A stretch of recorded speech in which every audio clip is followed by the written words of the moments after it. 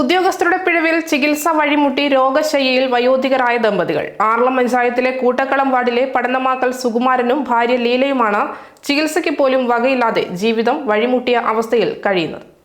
രോഗവും ദാരിദ്ര്യവും ഒരുപോലെ വേട്ടയാടുമ്പോൾ ഉദ്യോഗസ്ഥരുടെ അനാസ്ഥ കൂടിയായതോടെ ആർളത്തെ വയോധികരായ ഈ ദമ്പതികളുടെ ജീവിതം കണ്ണീർക്കടലാവുകയാണ്. കൂട്ടക്കളം വാർഡിലെ പടന്നമാക്കൽ സുകുമാരനും ഭാര്യ ലീലയുമാണ് ചികിത്സയ്ക്ക് പോലും വകയില്ലാതെ മരണത്തോട് മല്ലിട്ട് കഴിയുന്നത്. ക്യാൻസർ ബാധിച്ച് ശ്വാസമെടുക്കാൻ പോലും ബുദ്ധിമുട്ടിൽ കഴിയുന്ന ലീലയും കിഡ്നി രോഗിയായ ഭർത്താവ് സുകുമാരനും ഇന്ന് വീട്ടിൽ തികച്ചും ഒറ്റപ്പെട്ട അവസ്ഥയിലാണ്. മാസം 1 ലക്ഷം രൂപയിലധികം മരുന്നിനായി വേണ്ടിവരുന്ന ലീലയ്ക്ക് പണമില്ലാത്ത സാഹചര്യമായതിനാൽ ഡോക്ടർ നിർദ്ദേശിച്ച മരുന്ന് പോലും കൃത്യമായി വാങ്ങി കഴിക്കാനും കഴിയുന്നില്ല. ആരോഗ്യ ഇൻഷുറൻസ് പുതുക്കിയപ്പോൾ ഉദ്യോഗസ്ഥർ വരുത്തിയ പേരുവിവരങ്ങളിലെ മാറ്റം കാരണം ഇവർക്ക് ലഭിക്കേണ്ട ചികിത്സാ ആനുകൂല്യങ്ങളും പൂർണ്ണമായും തടസ്സപ്പെട്ട നിലയിലാണ്.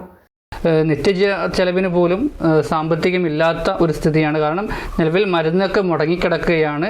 1 ലക്ഷം രൂപയ്ക്കടുത്തുള്ള മരുന്ന് ഇവർക്ക് മാസം വേണം. പക്ഷേ ഇപ്പോൾ നിലവിൽ മരുന്ന് കഴിക്കുന്നത് മുടക്കിയിരിക്കുകയാണ്. കാരണം സാമ്പത്തികമില്ലാത്തതുകൊണ്ട്. അതുപോലെ തന്നെ വീട്ടു ചെലവിനൊക്കെ ഭയങ്കരമായ ബുദ്ധിമുട്ട് അനുഭവിക്കുകയാണ്.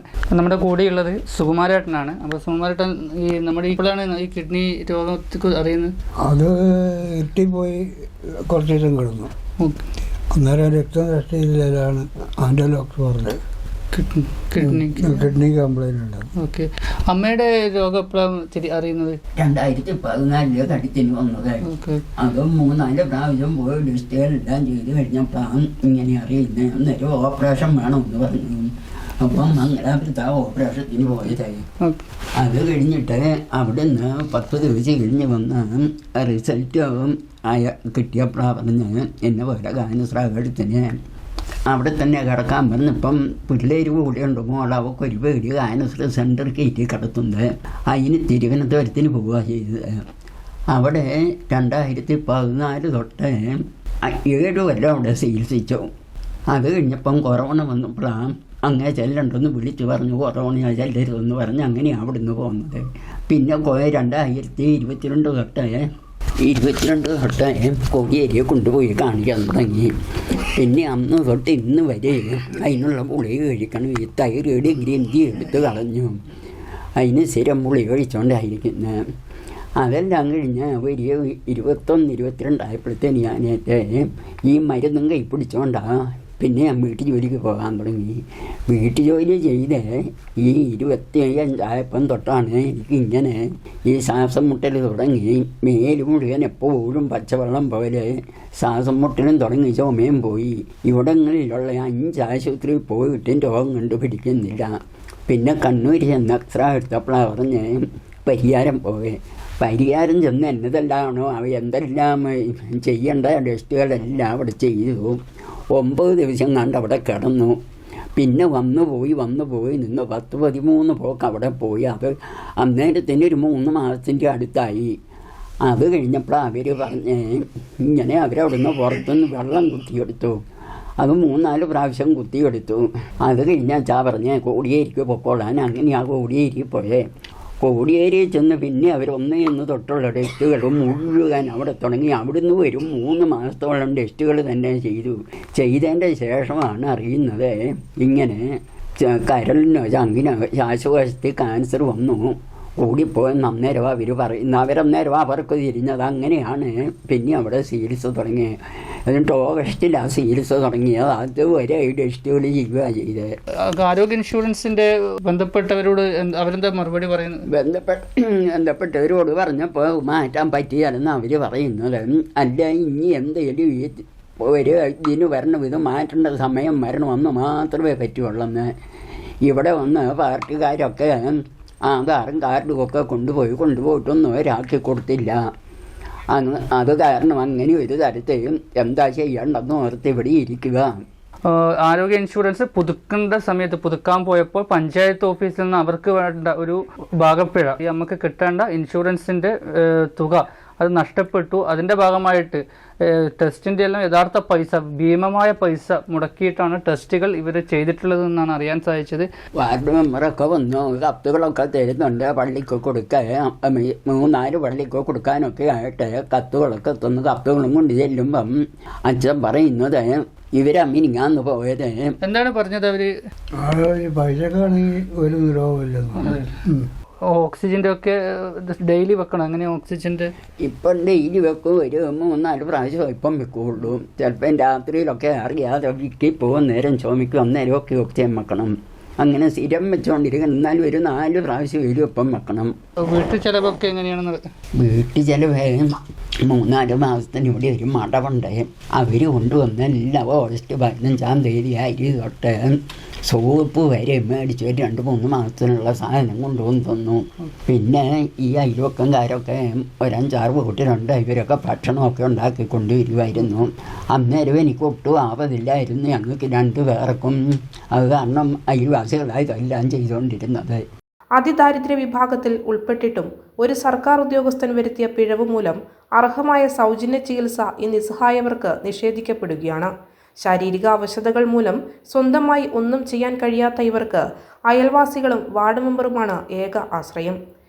അപ്പോൾ നമ്മൾ കൂടെയുള്ളത് കൂട്ടക്കുളത്തിൻ്റെ വാർഡ് മെമ്പർ സെലിന ടീച്ചറാണ്. അവർക്ക് വേണ്ട എല്ലാ സഹായങ്ങളും അവർക്ക് വേണ്ട എല്ലാ സപ്പോർട്ടും ചെയ്തുകൊണ്ടിരിക്കുന്ന ഒരു മെമ്പറാണ്. അപ്പോൾ നമുക്ക് ആ മെമ്പറോട് അവരുടെ വിഷയം, അവരുടെ പ്രശ്നങ്ങൾ നമുക്ക് നേരിട്ട് ചോദിച്ചറിയാമെന്നുള്ളതാണ്. അവരെ സംബന്ധിച്ചിടത്തോളം അവർക്കിപ്പോൾ നേരത്തെ ത്രോട്ട് ക്യാൻസർ ആയിരുന്നു, ഇപ്പോൾ അത് ലങ്സ് ക്യാൻസർ ആണ്. അപ്പോൾ അതിൻ്റേതായ ഒരു പ്രതിസന്ധി അവരിപ്പോൾ നേരിടുന്നുണ്ട്. അവർ ശരിക്കും വീടുകളിൽ ജോലിക്ക് പോയിട്ടായിരുന്നു നേരത്തെ അതിൻ്റെ ചികിത്സാ കാര്യങ്ങളൊക്കെ നടത്തിക്കൊണ്ടിരുന്നത്. പക്ഷേ ഇപ്പോൾ അവരെ സംബന്ധിച്ചിടത്തോളം അവർ ഹസ്ബൻഡും വൈഫും മാത്രമാണ് ഉള്ളത്, മകള് കൂട്ടത്തിലില്ല. അപ്പോൾ ചികിത്സാ ചിലവൊക്കെ അവർ തന്നെ നേരിടേണ്ടി വരും. ഇവർ ഓൾറെഡി പഞ്ചായത്തിൻ്റെ അതിദരിദ്ര പട്ടികയിൽ പെട്ട വ്യക്തിയാണെങ്കിലും അതിൻ്റേതായ ഒരു ആനുകൂല്യം അവർക്ക് ലഭിക്കുന്നില്ല. അതിന് കാരണം ഇവർക്ക് ഓൾറെഡി അവിടെ കോടിയേരിയിൽ ചികിത്സ നടത്തുന്നുണ്ടെങ്കിൽ ഇവരുടെ ആരോഗ്യ ഇൻഷുറൻസ് കാർഡിൽ അവരുടെ പേര് ഇല്ലാതെ വന്നിരിക്കുന്നു. ഇത് പുതുക്കുന്ന സമയത്ത് ഉദ്യോഗസ്ഥരുടെ ഭാഗത്തുനിന്ന് സംഭവിച്ചിട്ടുള്ള പിഴവാണ്. അത് മറ്റൊരു കാർഡുമായിട്ട് തത്തുല്യമായ പേര് വരുന്ന വ്യക്തിയുടെ കാർഡുമായിട്ട് ക്ലാഷായി വന്നിരിക്കുന്നതാണ്. മറ്റൊരു സുകുമാരൻ്റെ ഫാമിലിയുടെ അംഗങ്ങളുടെ പേരാണ് ഈ കാർഡിൽ ഉൾപ്പെട്ടത്. അപ്പോൾ ഇതിൽ അർഹതപ്പെട്ട യഥാർത്ഥത്തിൽ രോഗിയായിട്ടുള്ള ലീല ചേച്ചിയുടെ പേര് ആ കാർഡിൽ നിന്ന് മാറി മറ്റൊരു സുകുമാരൻ്റെ കുടുംബത്തിലെ കാർഡിലേക്ക് എൻ്റർ ചെയ്യപ്പെട്ടിരിക്കുന്നു. ഇത് പുതുക്കപ്പെട്ട സമയത്ത് വന്നിട്ടുള്ള കാര്യമാണ്. പക്ഷേ അത് ഉദ്യോഗസ്ഥർക്ക് അത് പരിഹരിച്ച് കൊടുക്കാൻ സാധിക്കുന്നതാണ്. ആ രീതിയിൽ പരിഹരിക്കപ്പെടുകയാണെങ്കിൽ അവർക്ക് അതിൻ്റെ മരുന്നിനാവശ്യമായിട്ടുള്ള ഇൻഷുറൻസ് തുക അവർക്ക് ലഭിക്കുക തന്നെ ചെയ്യും. അതവർക്ക് വലിയൊരു ആശ്വാസവുമാണ്. അതിനുവേണ്ടി ഞാൻ 2 പേരുടെയും കാർഡുകൾ സമർപ്പിച്ചുകൊണ്ട് അവിടെ റിക്വസ്റ്റ് ചെയ്തതാണ്. പക്ഷേ അത് സാധ്യമല്ല എന്ന രീതിയിൽ അവർക്കത് ഇൻഷുറൻസ് തുക അനുവദിക്കാൻ പറ്റില്ലെന്ന രീതിയിലുള്ളൊരു മറുപടിയോടെ മടക്കുകയാണ് അവിടെ ഹോസ്പിറ്റൽ അധികൃതർ ചെയ്തിട്ടുള്ളത്. അതുകൊണ്ട് ശരിക്കും ഓരോ മാസം അവർക്ക് ചെക്കപ്പ് നടത്തണമെങ്കിൽ 20,000 രൂപ. അത് ആ ചേച്ചി പറയുന്ന അനുസരിച്ച് ഡോക്ടർ നിർദ്ദേശമനുസരിച്ച് 2 നേരം കഴിക്കേണ്ട മരുന്ന് സാമ്പത്തിക പ്രതിസന്ധി കൊണ്ട് 1 നേരമാണ് അവർ കഴിക്കുന്നത്. ഓക്സിജൻ സിലിണ്ടർ റൂമിൽ വെച്ചിട്ടാണ് അതിൻ്റെ സപ്പോർട്ട് കൂടിയാണ് അവരിപ്പോൾ ജീവിതം മുന്നോട്ട് പോകുന്നതും തന്നെ. ശരിക്കും സർക്കാരിൽ നിന്ന് ആനുകൂല്യം ലഭിക്കേണ്ട ഏറ്റവും അർഹതയുള്ള വ്യക്തിയാണ്. പക്ഷെ അവർക്കത് ലഭിക്കുന്നില്ല എന്നുള്ളതാണ് പ്രയാസം. അതുമായി ബന്ധപ്പെട്ട് ഉദ്യോഗസ്ഥരുമായിട്ട് കോണ്ടാക്ട് ചെയ്യുകയും അതിന് വേണ്ട ആവശ്യങ്ങൾ അവരുടെ അടുത്ത് വെച്ചിട്ട് അവർക്ക് അനുകൂലമായൊരു സപ്പോർട്ട് ലഭിച്ചിട്ടില്ല.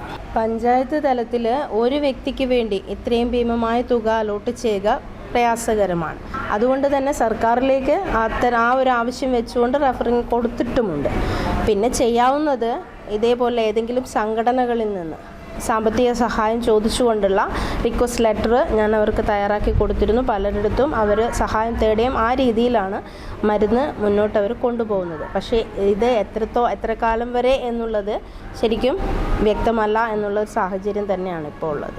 പുതുക്കിയ സമയത്ത് കാർഡ് ഇഷ്യൂ ചെയ്ത സമയത്തല്ല, പുതുക്കിയ സമയത്ത് വന്നൊരു പിഴവാണ്. അത് 2 കാർഡുകളും സമർപ്പിച്ചിട്ട് തന്നെയാണ് ആ കാര്യം ബോധ്യപ്പെടുത്തിയത്. പക്ഷെ അവർ ആ കാർഡിൽ, അതായത് ഈ ചേച്ചിയുടെ പേര് ആ കാർഡ് അല്ല എങ്കിൽ അത് പരിഹരിക്കാൻ അവർ കൊടുത്ത നിർദ്ദേശം എന്ന് പറയുന്നത് മറ്റൊരു സുകുമാരൻ്റെ ആ കുടുംബത്തിലെ അംഗങ്ങൾക്ക് ആണ് ഇൻഷുറൻസ് തുക ആ കുടുംബാംഗങ്ങൾ ഈ കാർഡിൽ വരിക. അത് സാധിക്കാത്ത കാര്യമാണെന്ന് നമുക്കറിയാം. 2 കുടുംബങ്ങൾ വരുമ്പോൾ ഒരു കാരണവശാലും മറ്റൊരു കുടുംബത്തിലെ അംഗങ്ങളെ ഈ കാർഡിൽ ഉൾപ്പെടുത്താൻ നമുക്ക് സാധിക്കില്ല. ലീല ചേച്ചിയുടെ പേര് ഇതിൽ എൻട്രി ചെയ്യപ്പെട്ട് കിട്ടുക എന്നുള്ളൊരു ആവശ്യം മാത്രമാണ് അതിലുള്ളത്. അത്തരത്തിലുള്ള ഒരു നിർദ്ദേശം വെക്കുന്നത് തന്നെ അവർക്ക് അപ്രായോഗികമായൊരു കാര്യം. അങ്ങനെ ലഭിച്ചിരിക്കുന്നൊരു മറുപടിയാണ് അവർ ഇപ്പോൾ നിലവിൽ നേരിടുന്നത്. അപ്പോൾ ഈ ഒരു പ്രതിസന്ധി മറികടക്കണമെങ്കിൽ കൃത്യമായും ഉദ്യോഗസ്ഥന്മാർ തന്നെയാണ് കഴിയേണ്ടത്. ആരോഗ്യവകുപ്പ് തന്നെ ഇടപെടേണ്ട ഒരു വിഷയം തന്നെയാണ് ഇത്. കാരണം ഭീമമായ, ഇപ്പോൾ നമുക്ക് മെമ്പറത്തിൽ നിന്ന് അറിയാൻ സാധിച്ച ഒന്നാണ്. കാരണം 2 തവണ മരുന്ന് അവർക്ക് ഉപയോഗിക്കേണ്ടവർ ഇപ്പോൾ അത് പണത്തിൻ്റെ ലഭ്യത പണം കിട്ടാത്ത സാമ്പത്തിക പ്രയാസം കൊണ്ട് അത് ഒരു തവണയായി മരുന്ന് ചുരുക്കിയിട്ടാണുള്ളത്. കാരണം അവരുടെ ആരോഗ്യത്തെ തന്നെ ബാധിക്കുന്ന ഒരു അവസ്ഥയാണ് ഉള്ളത് എന്നുള്ളതാണ് നമുക്ക് മെമ്പറിൽ നിന്ന് മനസ്സിലാക്കിയത്. കൺമുന്നിൽ ജീവിതം പൊലിഞ്ഞു പോകുമ്പോഴും അധികൃതരുടെ ഭാഗത്തു നിന്ന് സഹായകരമായ ഒരു നീക്കവും ഉണ്ടാകാത്തത് പ്രദേശവാസികളെ പ്രകോപിതരാക്കുന്നുണ്ട്. ഉദ്യോഗസ്ഥരുടെ പിഴവ് തിരുത്തി ഇവർക്ക് കരുതലേകാൻ ആര് മുന്നോട്ട് വരും എന്ന വലിയ ചോദ്യമാണ് ഇപ്പോൾ ഉയർന്നു വരുന്നത്. ഇപ്പം നമ്മുടെ കൂടെ ഉള്ളത് ജോജോ എന്ന ഒരു ഓട്ടോ ഡ്രൈവറാണ്. മാതൃകാപരമായിട്ടുള്ള ഒരു വ്യക്തിത്വത്തിനുടമയാണ്. കാരണം ഒരു 2 വർഷത്തോളം ഇവരെ എന്താ പറയുക, സ്വന്തം മകനെ പോലെ നോക്കി ഹോസ്പിറ്റലിൽ കൊണ്ടുപോവുകയും ഒക്കെ ചെയ്യുന്ന ഏട്ടനാണ്. അപ്പോൾ എന്താണ് ഇവരുടെ ഈ വിഷയം? ഇവരുടെ വിഷയം എന്ന് പറഞ്ഞാൽ ആദ്യമേ ക്യാൻസർ ആയിരുന്നു. അത് മാറിയ ശേഷം രണ്ടാമത് ഇപ്പോൾ ലങ്സിന് ക്യാൻസറായി. അപ്പോൾ അതിന് ട്രീറ്റ്മെൻറ്റുള്ള സാമ്പത്തികമില്ല. ഒന്നാമത് ഇവർക്ക് ആദ്യം തന്നെ ഈ ആരോഗ്യ ഇൻഷുറൻസ് ഉണ്ടായിരുന്നു. എന്നാൽ രണ്ടാമത് പുതുക്കാൻ ചെന്നപ്പോൾ ഇവരുടെ പേര് മറ്റൊരു സുകുമാരൻ എന്നുള്ള ഒരാളുടെ കാർഡിൽ കയറിപ്പോയി. അതുകൊണ്ട് നിലവിൽ ഇവർക്ക് കാരുണ്യയുടെ മാത്രം ഫണ്ടേ കിട്ടുള്ളൂ. അത് 2 ലക്ഷം ഉള്ളൂ. അതൊരു 2 പ്രാവശ്യത്തെ ട്രീറ്റ്മെൻറ്റ് കഴിയുമ്പോഴത്തേന്, ഒരു പ്രാവശ്യത്തെ ക്യാൻസറിൻ്റെ കീമോയുടെ ഗുളിക മേടിച്ച് കഴിയുമ്പോഴത്തേനും ഒരു പ്രാവശ്യത്തെ അവിടുത്തെ ചികിത്സയും കഴിഞ്ഞപ്പോഴത്തേന് ആ പൈസ തീർന്നു. ഇപ്പം ഈ കീമോയുടെ ഗുളിക കഴിക്കാൻ യാതൊരു നിവൃത്തിയില്ല. അത് 60 ഗുളിക കഴിക്കണം ഒരു മാസം. അത് ഒരു ഗുളികയ്ക്ക് 1700 ചില്ലറയുണ്ട്. അതായത് 1 ലക്ഷം രൂപയ്ക്ക് മേലെ ഇവർക്ക് ആവശ്യം വരുന്നത്. അത് മേടിക്കാനുള്ള ഇവർക്ക് പ്രത്യേകിച്ച് ഈ അമ്മ ഈ വീട്ടുവേല ചെയ്തിട്ടാണ് ഈ കുടുംബം നടന്നു പോയിക്കൊണ്ടിരുന്നത്. ഈ ക്യാൻസർ രോഗം കൂടി വന്നതോടുകൂടി ഇവർക്ക് ജോലിക്ക് പോകാൻ കഴിയാത്ത, വീട്ടു ചെലവും നടക്കാൻ പറ്റാത്ത ഒരു വലിയ പ്രതിസന്ധിയിലുള്ളത്. നിലവിൽ അവർക്ക് ആരെങ്കിലും മനസ്സുകൾ സഹായം ചെയ്ത് കൊടുക്കണം. കാരണം വെച്ചാൽ ഇവർക്ക് ചിലവിനും ഇല്ല, മരുന്നിനും മുന്നോട്ട് കൊണ്ടുപോകാൻ പറ്റാത്ത വളരെ പ്രതിസന്ധിയിലുള്ള. കഴിഞ്ഞ 2 മാസങ്ങളൊക്കെ ഞങ്ങൾ ഇവിടെ കടവെല്ലാം മേടിച്ച് 2 ഗുളിക കഴിക്കേണ്ടടുത്ത് 1 ഗുളിക കഴിച്ച്, പക്ഷേ അത് പ്രയോജനമില്ല. ഇപ്പോൾ നല്ല വ്യത്യാസമുണ്ട്. പക്ഷേ ഇത് ട്രീറ്റ്മെൻറ്റ് പൂർത്തിയാക്കണമെങ്കിൽ 1 ലക്ഷം രൂപയ്ക്ക് മേലെ ഒരു മാസം ഗുളികയ്ക്ക് തന്നെയാവും. പോരാത്ത നമ്മുടെ ഈ പഞ്ചായത്തുമായി ബന്ധപ്പെട്ട് വാർഡ് മെമ്പർമാർക്ക് അതോറിറ്റിയൊക്കെ ഇടപെട്ടിട്ടുണ്ട്. അവരുടെയൊക്കെ സഹായങ്ങൾ ലഭിക്കുന്നില്ലേ? അവരുടെ സഹായം ലഭിക്കേണ്ടതാണ്. ഒരു തവണത്തെ ഒരു ഗുളികയുടെ ചെറിയൊരു സഹായം ലഭിച്ചു. പക്ഷേ ഇനി മുന്നോട്ട് ഇല്ല. പക്ഷെ അവർ അത് ഉത്തരവാദിത്തപ്പെട്ട ആളുകളെ അറിയിക്കുന്ന നിലയൊന്നും ഉണ്ടായിട്ടില്ല നിലവിൽ. ഇനിയിപ്പോൾ പുതിയ ആരോഗ്യ ഇൻഷുറൻസിൻ്റെ സമയത്ത് മാത്രമേ ഇവർക്ക് പുതിയ കിട്ടുള്ളൂ എന്ന് പറഞ്ഞു. നിലവിൽ കാരുണ്യയുടെ ഫണ്ട് കഴിഞ്ഞ് 2 മാസം കൊണ്ട് ഫണ്ട് കഴിഞ്ഞ്, പിന്നെ ഫണ്ടില്ല. ഇവർക്ക് പോകാനും വരുവാനോ അല്ലെങ്കിൽ ചിലവിനോ ഉള്ള നിവൃത്തി പോലും ഇവർക്കില്ല. ഈ അമ്മ വീട്ടുജോലി ചെയ്തിട്ട് ജീവിച്ചുകൊണ്ടിരുന്ന ആളാണ്. കാരണം അത് ഈ ആരോഗ്യ ഇൻഷുറൻസിൻ്റെ ഇതായതുകൊണ്ട് അത് പുതിയത് കൊടുക്കുന്ന സമയത്ത് മാത്രമേ ഇനി എന്തെങ്കിലും ചെയ്യാൻ പറ്റുള്ളൂ എന്നാണ് പറയുന്നത്. കാരുണ്യയുടെ ഫണ്ട് തീർന്നു പോവുകയും ചെയ്തു. നിലവിൽ ആരോഗ്യ ഇൻഷുറൻസ് ഇവർക്കുണ്ടായിരുന്നു. അത് പുതുക്കേണ്ട സമയം അച്ഛൻ പോയി പുതുക്കിയ സമയത്ത് അവിടെ ഇരുന്നവർക്ക് കൊണ്ട് പാകപ്പഴം മൂലം ഇവരുടെ ഭർത്താവിൻ്റെ പേര് സുകുമാരൻ എന്നാണ്. എന്നാൽ മറ്റൊരു സുകുമാരൻ, ഇതേ വാർഡിലുള്ള മറ്റൊരു സുകുമാരൻ്റെ ഇൻഷുറൻസ് കാർഡിൽ ഈ അമ്മയുടെ പേരായിപ്പോയി. അത് മാറ്റുവാൻ ഒരു നിവൃത്തിയില്ല. ഞാൻ പലവട്ടം പോയി പല അധികൃതരെയും പോയി കണ്ട് കാല് പിടിച്ചൊക്കെ നോക്കി. പക്ഷെ എന്നിട്ട് മാറ്റാൻ പറ്റില്ലെന്ന് അവർ പറയണം. അതുകൊണ്ട് ഇത് കിട്ടത്തില്ല, ഫണ്ട് കിട്ടത്തില്ല. മനസ്സുകളും നാട്ടുകാരും അല്ലെങ്കിൽ അധികൃതരും എല്ലാം ഇടപെടണം. കാരണം അവർ അത്രയും വയസ്സായ 86 വയസ്സുള്ള ഒരു അച്ഛൻ, അത് മാത്രമേ അവർക്ക് തുണയായിട്ട് ഇവിടെ ഈ വീട്ടിലുള്ളൂ. പുള്ളിക്കും കിഡ്നി പേഷ്യൻ്റ് കിഡ്നി പേഷ്യൻ്റാണ്. കിഡ്നി പേഷ്യൻ്റ് മാത്രമല്ല, ഇത്രയും വാർദ്ധക്യസഹജമായ എല്ലാ രോഗങ്ങളും എല്ലാം ഉണ്ട് അവർക്കുണ്ട്. അതുകൊണ്ട് എല്ലാവരും നാട്ടുകാരെല്ലാവരും സഹകരിച്ച് അവർക്ക് നമുക്കിപ്പോൾ അതിൻ്റെ ഒരു കൃത്യമായ കാര്യങ്ങൾ മനസ്സിലാക്കാൻ സാധിച്ചിട്ടുള്ളത് ഇവരുടെ വാക്കുകളിൽ നിന്ന് മനസ്സിലാകും. തീർത്തും പ്രയാസപ്പെട്ട് ഒറ്റപ്പെട്ട ഒരു നിലയിലാണ് ഇവരുള്ളത്. കാരണം തീർത്തും ആരോഗ്യ ഇൻഷുറുമായി ബന്ധപ്പെട്ട് പഞ്ചായത്ത് ഉദ്യോഗസ്ഥരിൽ നിന്നുണ്ടായ ഒരു അലംഭാവം തന്നെയാണ് ഒരു പരിധിവരെ ഇവരുടെ ഈ അവസ്ഥയ്ക്ക് കാരണം എന്നുള്ളതാണ്